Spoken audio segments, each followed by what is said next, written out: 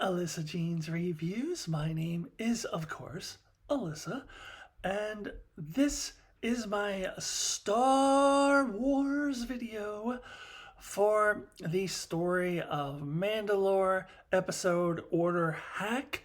So what I am going to do is to tell you all of the episodes of Star Wars television you should watch in order to get the most complete understanding of the story of the planet Mandalore and the Mandalorians within it throughout the Star Wars series. And this should get you all caught up and ready for The Mandalorian Season 3, which is due out by the end of this calendar year, and should delve deeply into the story of Mandalore. And by the story of Mandalore, I mean the history of the Darksaber, the battle to possess the Darksaber, the battle to control Mandalore as it goes back and forth a few times. The story of Mandalore in Star Wars television spans more than 30 years, and there are definitely time gaps, a couple of pretty large time gaps in between some of these episodes, but I will go through all of that with you. And then also, if you just want to see the names of the episodes that you should watch by my recommendation, I will also put them in the description below. And in this video, I will walk you through them and tell you how they tie into the story of Mandalore. Now, will there be spoilers? I mean, yeah, probably. I'm going to have to give summaries of a lot of these episodes and tell you how it ties into the story of Mandalore. It depends, I guess, on how sensitive the spoilers you are. It's not like I'm going to ruin the entire episodes for you. I still think they're all worth watching. But if you're really sensitive to the spoilers, then, be careful for episodes you haven't seen yet. You can always kind of skip through it if you want to and just go and watch them for yourselves. I also should warn you that I will not be covering anything from the expanded universe. There may very well be expanded universe material that will supplement this, though I don't think it's necessary for you to have a basic understanding of the story of Mandalore, especially to prepare yourself for Season 3 of The Mandalorian. I don't think that the expanded universe stuff is likely to be vitally important for your understanding of Season 3 of The Mandalorian. However, all of the episodes that I'm going to tell you about would be pretty good to know. They would be pretty good to watch in order for you to have the full understanding of the story of the Darksaber as it's been presented in the TV shows, and the battle for control of Mandalore, which Bo-Katan is a pretty big part of. Darth Maul is actually a pretty big part of. We've got Gar Saxon thrown in there. So let's go ahead and just dive into it. I'm going to get through 4 different television series: The Clone Wars, Rebels, The Mandalorian, and The Book of Boba Fett. The first 2, of course, are animated shows, and that is where the vast majority of the story of Mandalore takes place, is in animation. There's actually only 3 live-action episodes on this list. So let's jump into it, and we are going to start off with The Clone Wars. Okay, let's start with Star Wars The Clone Wars Season 2 in a trio of episodes from Season 2 that you should watch: The Mandalore Plot, Voyage of Temptation, and Dutchess of Mandalore. So this really kind of feels like the prequels of the Mandalorian story, as it begins in an era that is very different from what we see later on. Mandalore right now is in a state of peace. It is neutral in the Clone Wars. It is led by the Duchess Satine, who is a pacifist and does not believe in war, which really is contrary to the entire history of Mandalore, which had been a pretty warlike people, but it had been pretty decimated by war, and it turned into deserts, a lot of it, because of all of the war. And so the Duchess Satine kind of put her foot down and was like, we're going to do something different with Mandalore. We're going to be a peaceful people. And that's kind of where we meet them for the first time. That's where they are. We also find out that Duchess Satine had a thing with Obi-Wan in the past, which is kind of a little interesting little side plot. In these episodes, we also meet the Death Watch, who are a splinter group who do not believe in the current path of the current Mandalorian government. They believe in the old ways of the warriors, and they wear the famous Mandalorian armor, and they are led by Pre Vizsla, who is the descendant of Tar Vizsla, the forger of the Darksaber. And when we meet Pre Vizsla, he, in fact, wields the Darksaber. And he's working with the Separatists to try to kill Duchess Satine and cause chaos so that they can then take over. And that is what is happening in these episodes, which really sets the stage for what I consider to be the heart of the story of Mandalore in the Clone Wars, which comes in season 5. Now, there are some episodes that take place on Mandalore in season 3, and they feature the Duchess Satine. You can look this up on your own if you want to. I do not think they're very relevant. It's just about Satine hanging out with Padme, and then Ahsoka comes and teaches some kids in a school. And there really isn't anything that directly relates to the Death Watch or to the Darksaber or anything really important. So I don't think you need to watch them, and I'm not including them on this list, nor am I even saying the names of them. The only thing that you might need to know is that in these episodes, the Prime Minister dude gets caught for corruption and gets put in jail. So when you get to the key episodes in season 5, he's in jail. So you might be interested to see how he got there, but it's honestly really not all that important. So just sticking to the lore of the Darksaber and the story of Mandalore, I don't think you need the season 3 ones. So I'm not recommending them. I'm recommending that after those season 2 episodes, you can go ahead and just jump to season 5. So season 5 of the Clone Wars has Eminence, Shades of Reason, and the Lawless.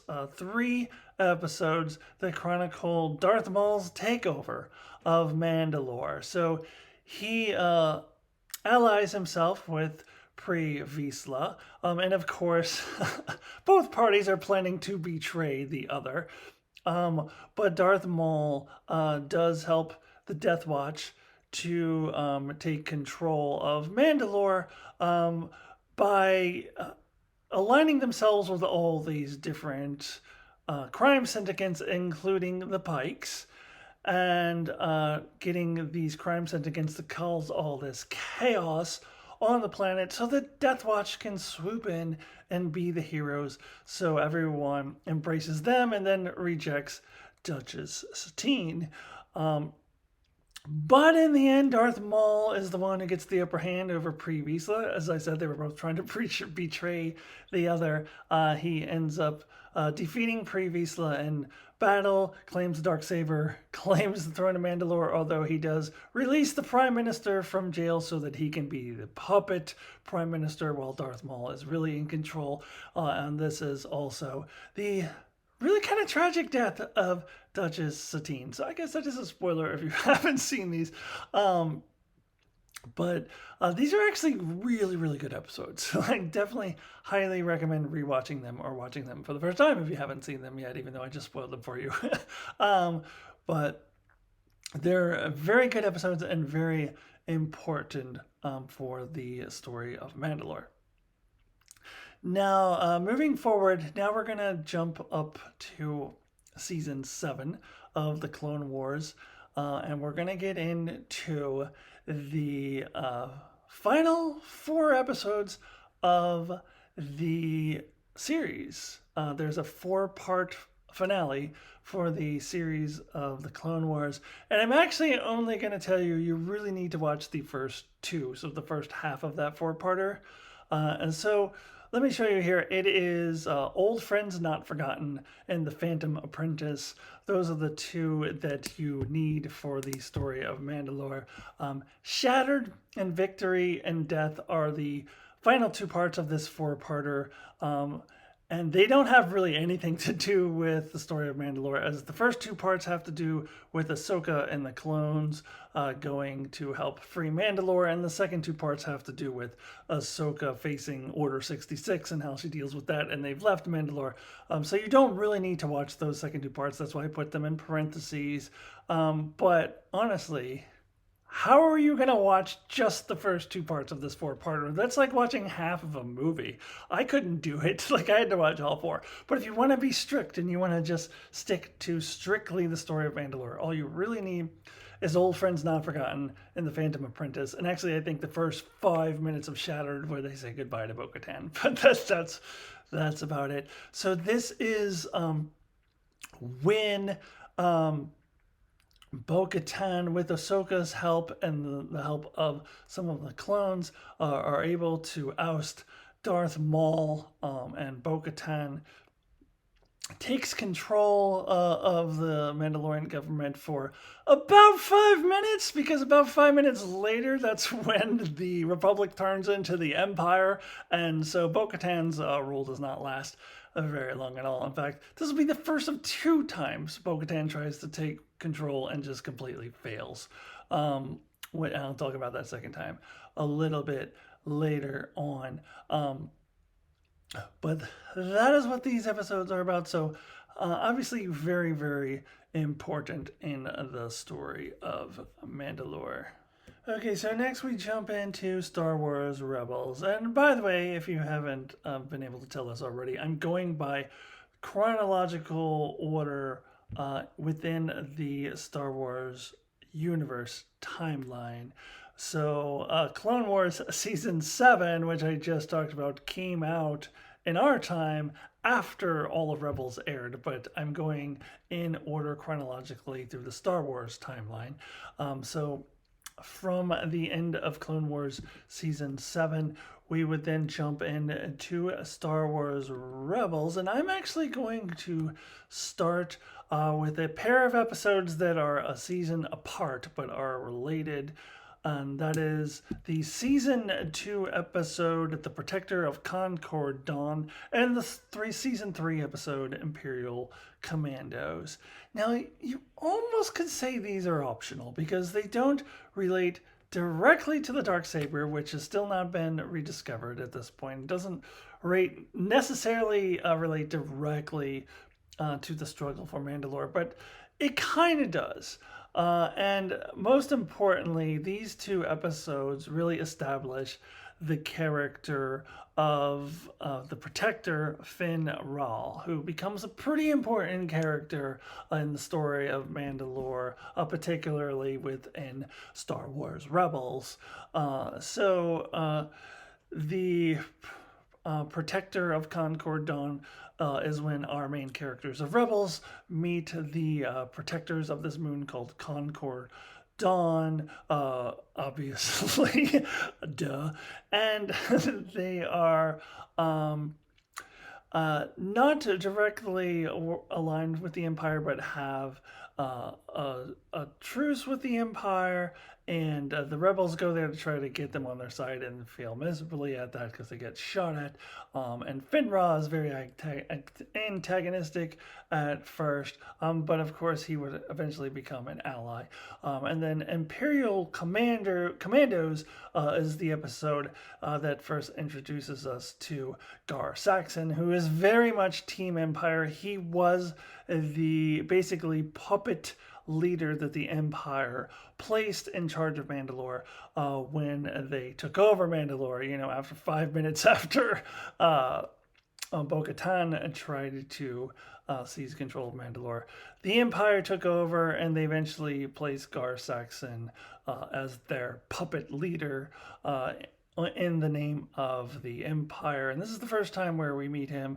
And he's actually retconned into Season 7 of the Clone Wars. A younger version of him is working for Darth Maul.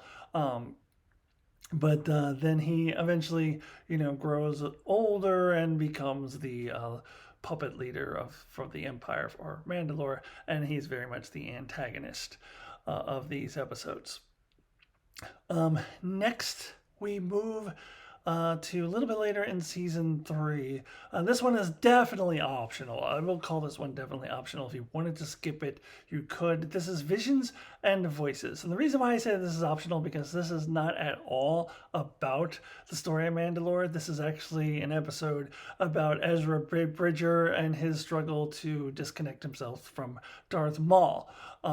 But the reason why I'm including this as an optional episode is because this is the episode where Ezra Bridger discovers the Darksaber and takes possession of it, and he hands it off to Kanan Jarrus, who would eventually hand it off to Sabine Wren, who is the Mandalorian representation in our main characters for Rebels. So this is basically how Sabine Wren would come to possess the Darksaber, which is kind of important. But this episode itself is not really about that. It's just kind of a side thing that happens in this episode. So I think it's optional. If you skip it, though, you'll just go to the next episode and be like, hey, how did Sabine get the Darksaber? So if you want to know, you would want to watch this episode, Visions and Voices. So now we move a little bit further into season 3 of Star Wars Rebels. And we get a pair of back-to-back episodes, which are vitally important. They are not optional for the story of Mandalore.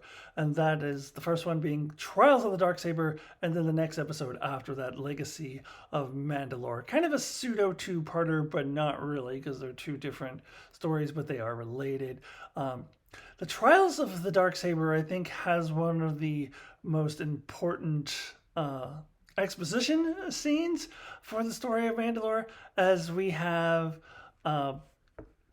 Finn Raw sitting around with Kanan Jarrus, and Finn is explaining to him the story of Tar Vizsla, the creator of the Darksaber, who was both Mandalorian and a Jedi, which was unheard of because the Mandalorians and the Jedi always butted heads. But Tar Vizsla was both, and he created the Darksaber. And they use these cool little visuals with these shadows.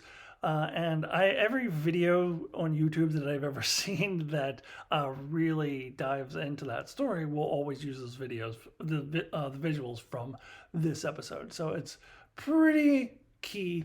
Then the episode itself is when the rebels convince Sabine Wren to wield the Darksaber so that she can go and get the Mandalorians to help them, because the Mandalorians, still they're doing their own thing. They're actually basically under the control of the Empire, but they want to try to get some segments of the Mandalorians, particularly Sabine's family, to come and join their side.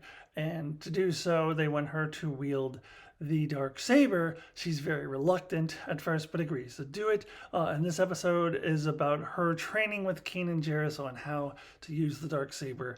And this is a really good character episode for Sabine. I personally love Sabine, and I really love this episode a lot. It's a very strong character episode, as she really struggles with the Darksaber, not too unlike how Din Djarin would struggle with his training of it in the Book of Boba Fett several years later. But she really struggles with it, but then she ends up just going through this catharsis of dealing with all this pain and feelings from her past of why she had to abandon Mandalore, abandon her family, and go join the rebels. And she really takes that on head on, and I thought it was a very powerful scene. So really great episode. That then leads us into the next episode after this, Legacy of Mandalore, and that is when they do actually go back to Sabine's family to try to convince them to join their side, join the rebellion. And they're not living on Mandalore. It's some moon of Mandalore or something like that, or colony. I wasn't clear on that, where there's snow, because it's an ice planet. Because in the Star Wars universe, planets just have one ecosystem. They're either all forest, all desert, all snow, but whatever. um, anyways, they're not welcomed by Sabine's family, who hasn't seen her in a very long time. And this is where we meet Ursa Wren, Sabine's mother, who is said to be a former member of Death Watch who joined Bo-Katan in turning against Darth Maul. And she too is later retconned into season 7 of the Clone Wars. Oh no, she was always there. She was always there with Bo-Katan the whole time. But it works. It's fine.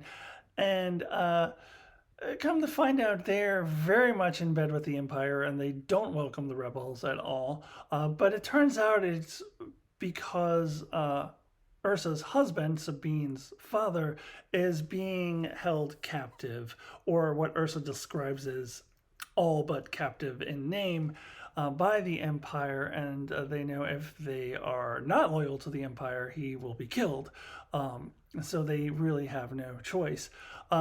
Gar Saxon then shows up and makes the fatal mistake of threatening not only Sabine, but threatening the whole family, including Ursa, as well as Sabine's brother Tristan.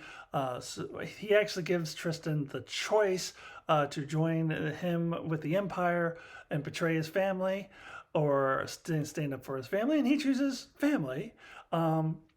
And Gar Saxon would have been better off just taking Sabine. I think that Ursa would have reluctantly allowed that to happen because she didn't. She was pissed off with Sabine anyway. She wanted to protect her husband. She wouldn't have loved it, but I think she would have let that happen. And every indication in this episode really pointed toward that.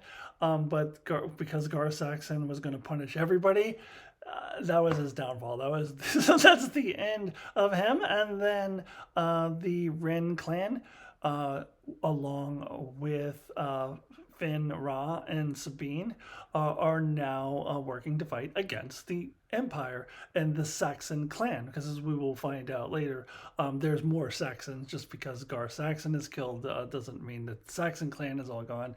So the Saxons are still very much in control after this episode. So now, moving forward, they are going to fight against them.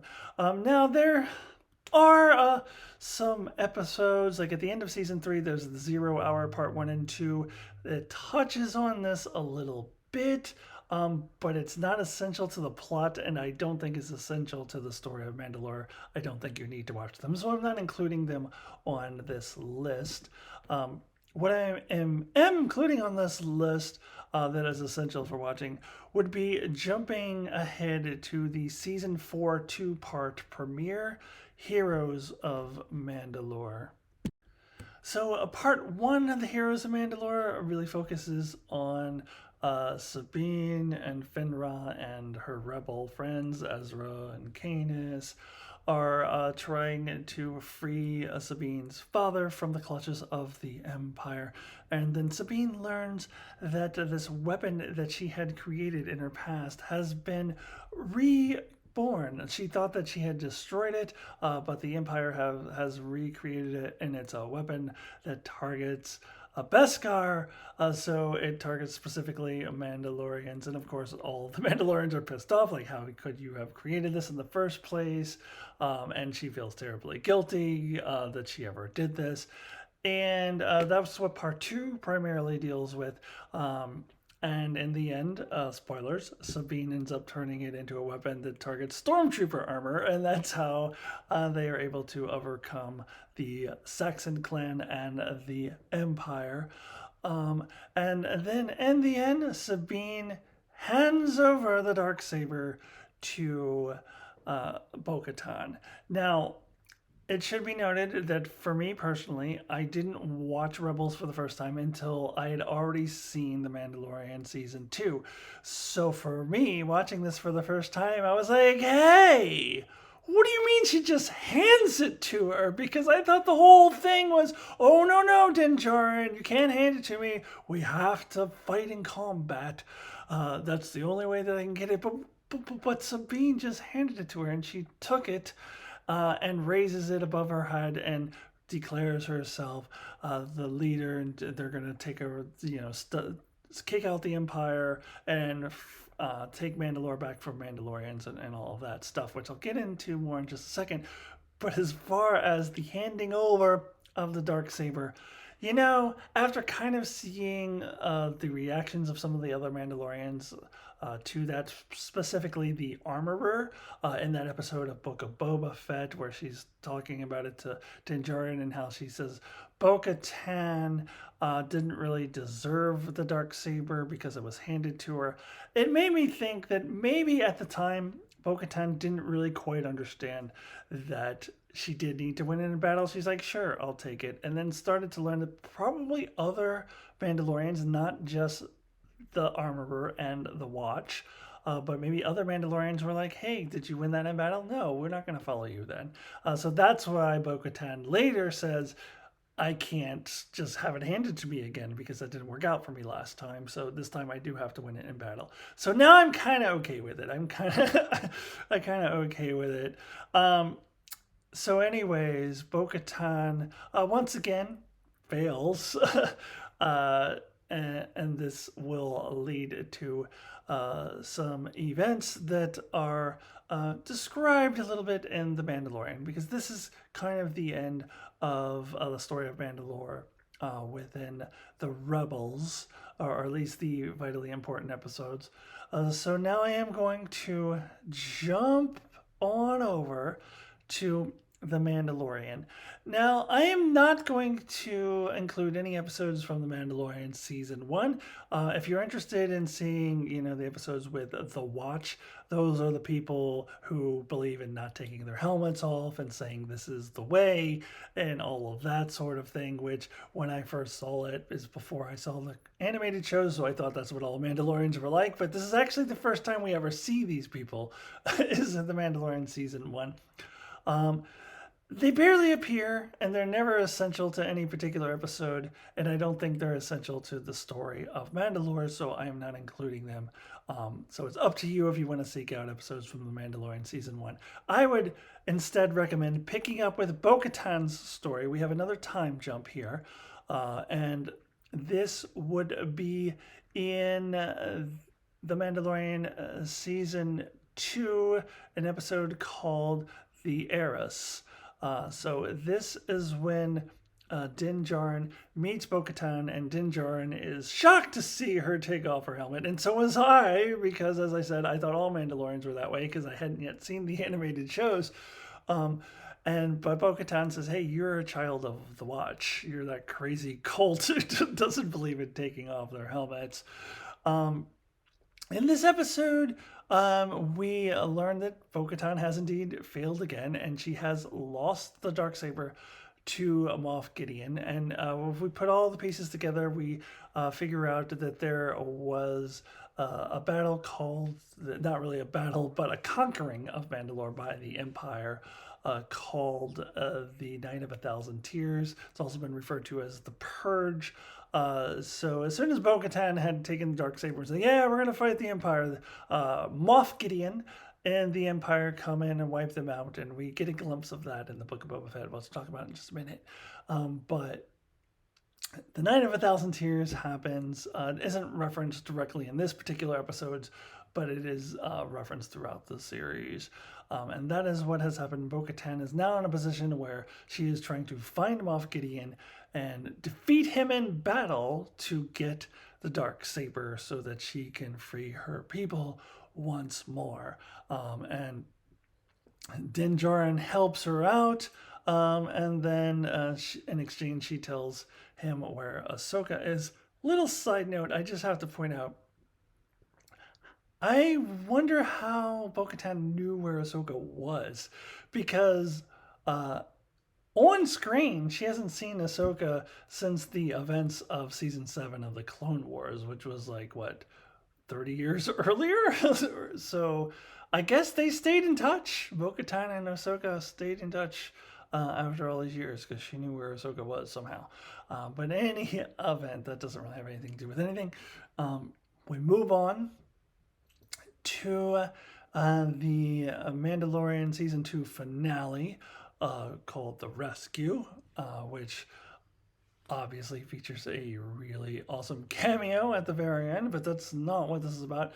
This is actually a pretty important episode because this is when Din Djarin, accidentally, not knowing what he's doing, wins the Darksaber in battle against Moff Gideon, and he has absolutely no interest in being the leader of Mandalore or any of that stuff. All he wants is Grogu, or to actually reunite Grogu with his people. All he cares about is Grogu. So he tries to hand it to Bo-Katan. Bo-Katan can't take it, and this is where I found Moff Gideon really annoying in this episode, but this is when he was like, oh no, I'm sorry. He's like sniveling. Oh, she can't take it because you have to defeat her in battle.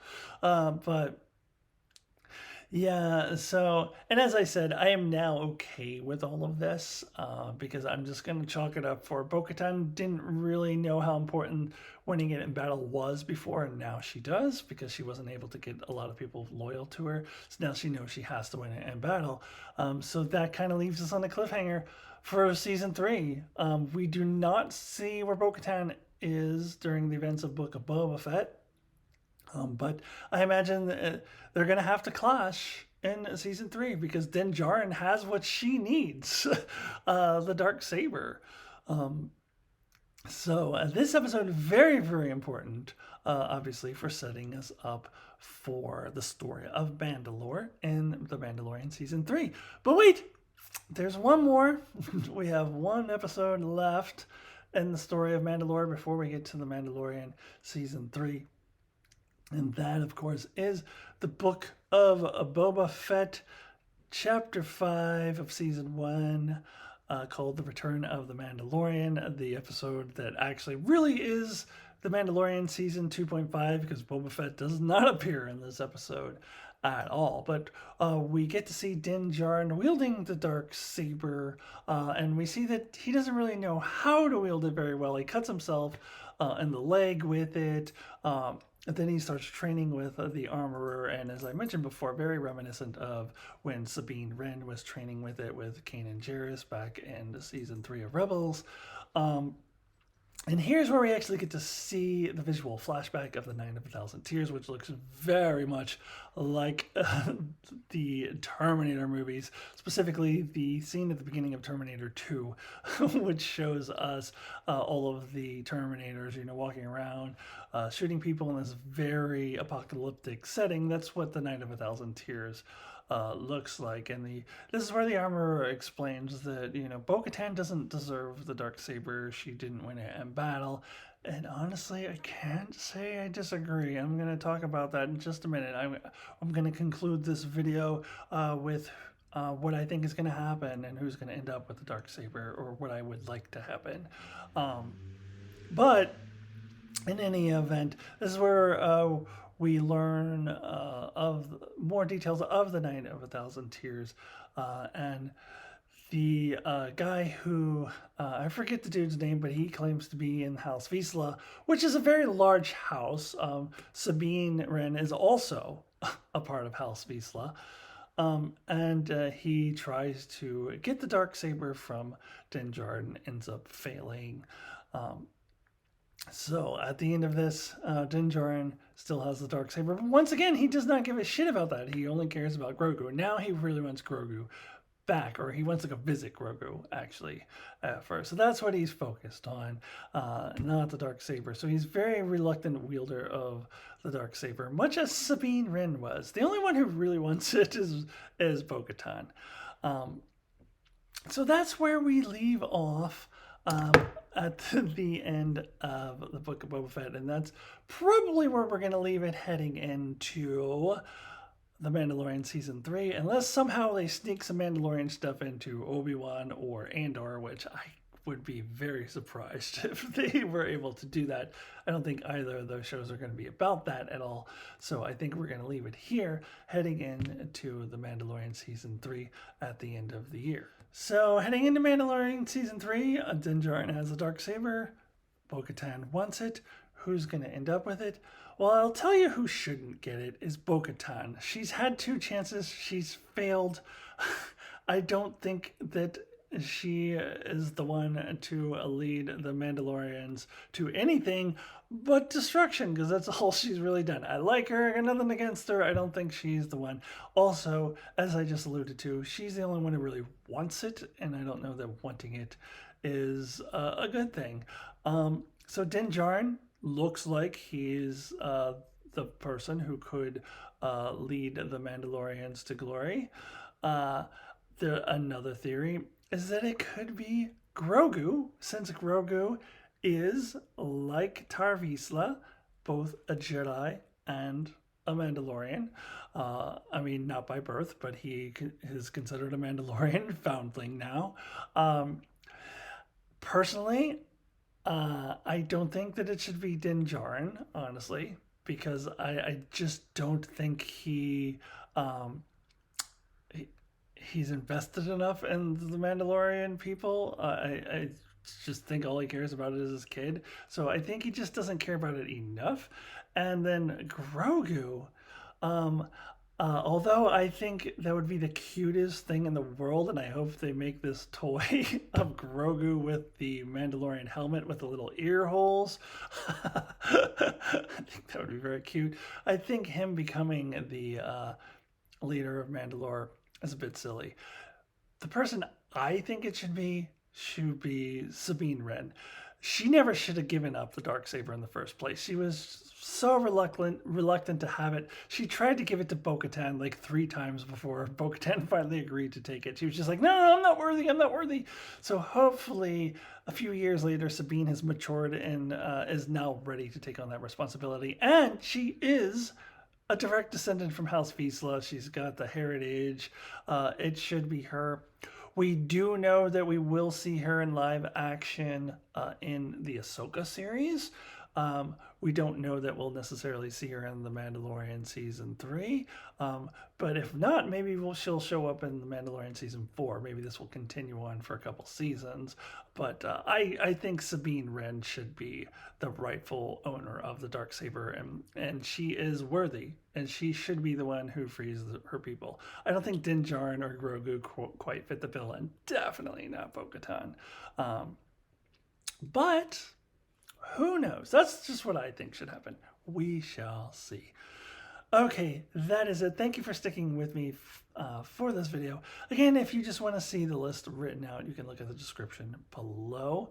I think this wraps up my Star Wars coverage for now, at least until May 25th, when I will be covering Obi-Wan weekly. The Bad Batch Season 2 should be out May the 4th, but I'm not going to cover that weekly. I'll just do an overall season review for that, but I will be covering Obi-Wan weekly. And speaking of weekly reviews, I am currently doing Star Trek Discovery and soon to be doing Star Trek Picard. So subscribe. If you have not already, please smash that like button. Check out my other videos. It'll appear on your screen. There'll be some links in just a second here. And I will see you really soon. Goodbye, everybody.